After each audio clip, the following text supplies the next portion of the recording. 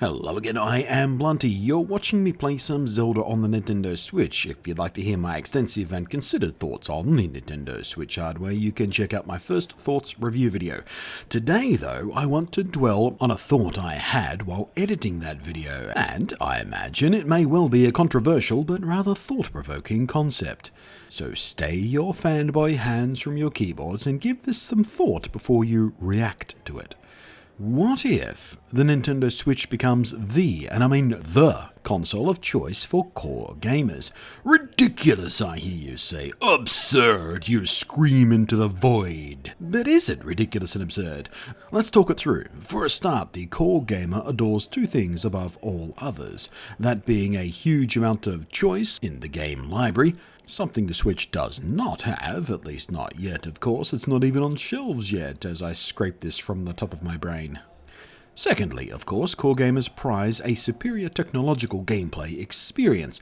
Usually that means more powerful hardware capable of better looking, smoother running, and more expansive game presentation. The first one of those points pretty much always applies. A console is pointless without games you want to play, and more games you want to play increases the value for you, the consumer. And usually the second one applies. Nintendo's handhelds are often the exception here, of course. The Game Boy and 3DS were both seriously outclassed in power by their respective immediate competitors. For those handhelds, though, price and the large library of awesome games tended to override the quest for more power for most gamers of those eras. And that brings us to the Nintendo Switch. Now, depending on the argument against it someone else is trying to make, fanboys will switch between diametrically different ways of insisting that you're judging it wrongly. Someone claims that it's underpowered, for example, and the fanboys scream at that person and calls them an idiot for comparing a handheld to a home console. Of course it's not as powerful as the PS4, it's a portable! However, if you claim its stated 2 or 3 hours battery life while playing Zelda, for example, is too poor to make it practical as a handheld, the same fanboys will now claim you're an idiot for treating it like a portable system like the 3DS. It's a home console, but one you happen to be able to take with you, idiot. But beyond these idiotic arguments from morons and fanboys constantly shifting the goalposts around to whatever suits their brand cock-slobbering best, it's this very dichotomy that could, and in fact may, make the Nintendo Switch the choice for core gamers. Now that we've framed it up, let me paint it out for you.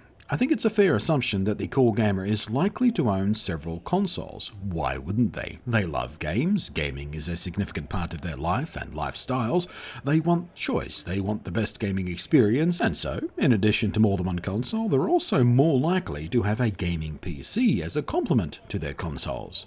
This describes myself, in fact, for the record. For decades now, I've owned more than one console in any given generation, usually all of the consoles in any given generation. I've also often complemented that with a gaming PC. And if you do have a gaming PC, it's a fact, not an opinion, that the games there are very often at least presented better there.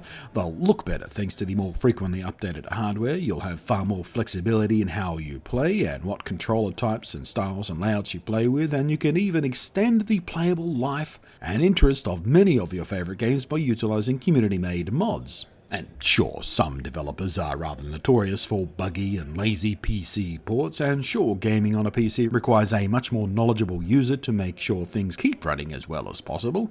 Meanwhile, if you choose to play on a console, it's probably because it's a console-exclusive title, or perhaps that's where your friends are playing the online multiplayer-focused game you're interested in. For many competitive game types, it's often a nicer place because everyone's dealing with an even playing field without any hardware-based advantages like faster performance or higher resolution letting them see more, and of course, sadly, cheating is more prevalent on PC. And of course, consoles require little to no maintenance, and all updates come automatically from a single source, you only have one digital storefront to fuss with, and there's little to no compatibility issues.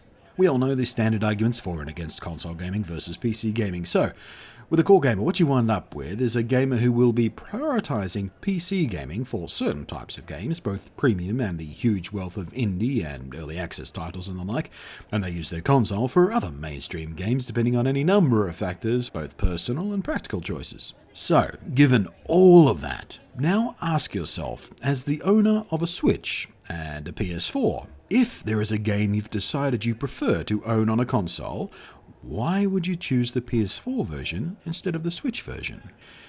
If your first instinct is, because graphics, then you fail, you lose, the game is over. Get it for your PC if that's your go-to priority, because even a low to mid-range gaming PC will murder the PS4 when it comes to graphics. If your answer is, because community and my friends list, then okay, sure, that's pretty relevant in some circumstances, no worries there, legit. But here's the thing that I can imagine making me, personally, choosing to purchase multi-platform games for the Switch over the established consoles.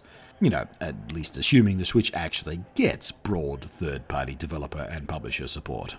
When you get any given game on the Switch, you of course get to play it mobile, on a device infinitely easier to carry than even the sweet little 13-inch gaming laptops we're seeing these days, and you get to do so with about the same or better battery life while gaming in fact. Quite a lot of high-performance gaming laptops won't even get close to 3 hours of battery life, by the way.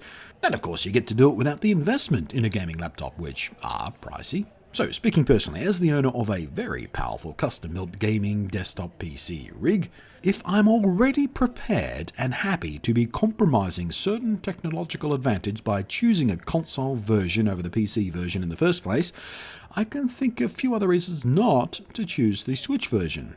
Like I said, I'm already compromising, why wouldn't I compromise a little bit more on some aspects to then be able to go mobile? Sure, I'm almost certainly taking a noticeable step down again in graphical presentation, perhaps even in feature set, but if I'm already compromising by choosing the console version instead of a PC version, being able now to take those console level gaming experiences when I travel, which I don't tend to do at least a few times a year these days, well, it starts making a lot of sense to take that compromise one step more from my usual console of choice, the PS4, to the Switch. I give up some pretty, again, I'm already doing that by choosing the PS4 instead of the PC, but I gain the ability to play it anywhere, anytime. Anywhere around the house, sitting on the dunny, when I go out, when I'm waiting for a meeting, when I'm on a train going somewhere, when I'm waiting at the airport, when I'm on the plane. I mean, anywhere, anytime, these console experiences that I would otherwise not be able to play when I'm out and about, when I need or want to pass some time by playing a game. So when you really think about it, it really is possible that the Nintendo Switch could become the core gamer's console of choice. And I think that's worth chewing on, don't you? Thanks for watching. I am Blunty, and I will catch you next time.